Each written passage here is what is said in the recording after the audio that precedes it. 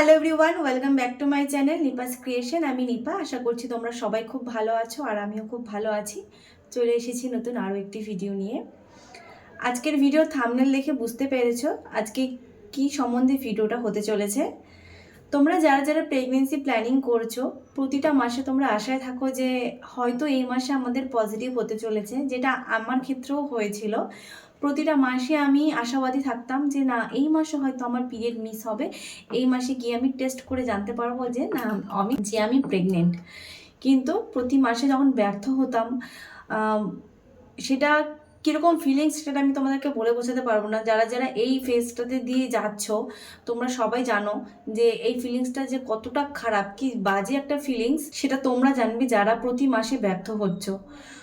তো যাই হোক, তোমরা যখন প্রেগনেন্সি টেস্ট করবে, এরকম অনেকের ক্ষেত্রে হয় যারা যারা প্রেগনেন্সি ধরো টেস্ট করবে, পিরিয়ড মিস হয়ে গেছে, ধরো খুব খুশি আমাদের পিরিয়ডটা জাস্ট একদিন মিস হয়েছে বা দুদিন মিস হয়েছে, আমরা খুব খুশি যে আমরা হয়তো টেস্ট করব, কিন্তু হঠাৎ করে আমাদের একটু ব্লিডিং শুরু হলো, তখনই মনটা কিন্তু ভেঙে যায় এবং আমরা কিন্তু খুবই ভয়ে থাকি যে না, হয়তো বা পিরিয়ডটা চলে আসলো।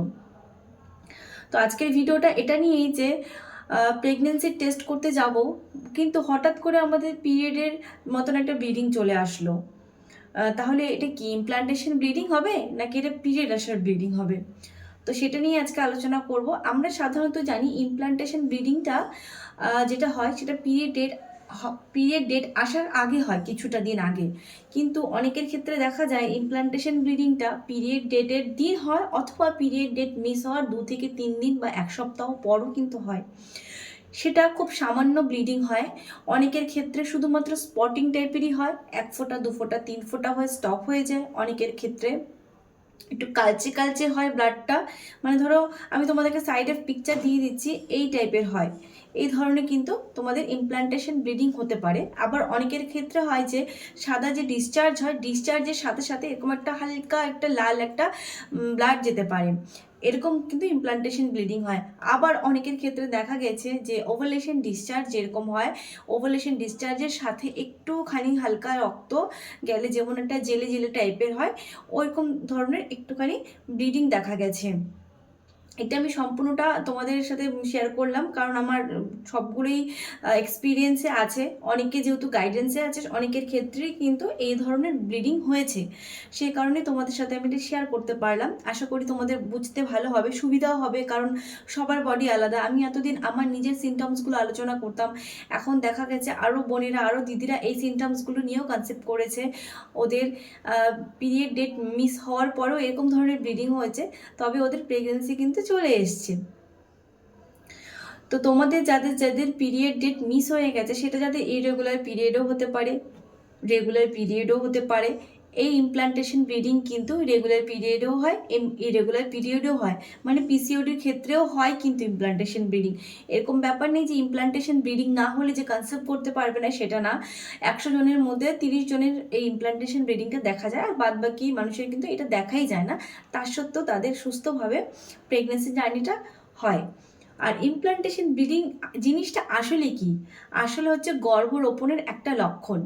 আমাদের যে ইউট্রাসটা আছে, ইউট্রাসটাতে আমি শুরু থেকে তোমাদেরকে বোঝাই, আমাদের যে দুটো ডিম্বাশয় আছে মেয়েদের, মাঝখানে তো ইউট্রাসটা থাকে, দু সাইডে যে ওভারি থাকে, ওভারি থেকে যখন একটা রিলিজ করে যখন একটা স্পার্ম দ্বারা ফার্টিলাইজ হয় ফেলোপিয়ান টিউবে, তখন সে ফার্টিলাইজ হয়ে যখন ওই ফেলোপিয়ান টিউব দ্বারা আস্তে আস্তে করে ইউট্রাসের দিকে আসে, মানে জরায়ুর দিকে আসে, এসে যখন ইমপ্লান্ট হয় মানে রোপিত হয়, তখন সে ওই ভ্রূণটা নিজের কিছুটা জায়গা তৈরি করে ওই মায়ের জরায়ুর দেওয়ালের সাথে নিজের জন্য কিছুটা জায়গা তৈরি করে, যেটাকে একটু গেঁথে দেয় নিজেকে। তখন ওই ভ্রূণটা ইউট্রাসের দেওয়ালে গিয়ে রোপিত হয়, ধরো চিপকে যায় ইউট্রাসের দেওয়ালে, যখন নিজেকে সেট করে নেয় তখন খানিকটা রক্তপাত হয়, সেটা ওই সাদা ডিসচার্জের সাথে বেরিয়ে আসে, বা এমনি নর্মালি ইউট্রাস দিয়ে একটু একটু করে ভাজাইনা দিয়ে বেরিয়ে আসে, সেটাকে ইমপ্লান্টেশন ব্লিডিং বলে।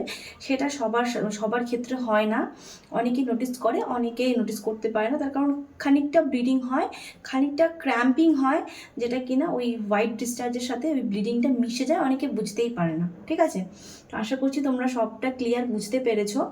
আর তোমরা এটা নিয়ে ওয়ারিড হবে না। সবসময় তোমাদের যদি পিরিয়ড ডেট মিসড হয়ে যায়, মিসড হওয়ার 2-3 দিন বা 4-5 দিন পরে যদি তোমরা এখনও টেস্ট করোনি যারা যারা, তখন যদি তোমাদের এরকম একটা ব্লিডিং হয়, তাহলে তোমরা সব থেকে প্রথমে 1 থেকে 2 দিন ওয়েট করবে, তোমাদের বডিটাকে অবজার্ভ করবে যে তোমাদের ফ্লোটা আসছে কি না, বা তোমাদের অ্যামাউন্টটা কীরকম ধরনের হচ্ছে ব্লিডিংটা, কালচে কালচে বা ব্রাউন টাইপের বা পিঙ্ক টাইপের এই ইমপ্লান্টেশন ব্লিডিং হতে পারে। প্রপার রেড কালারের জমাট বাঁধা রক্ত কিন্তু এরকম হবে না। যদি সেটা হয় তাহলে এটা পিরিয়ড হওয়ার ইঙ্গিত।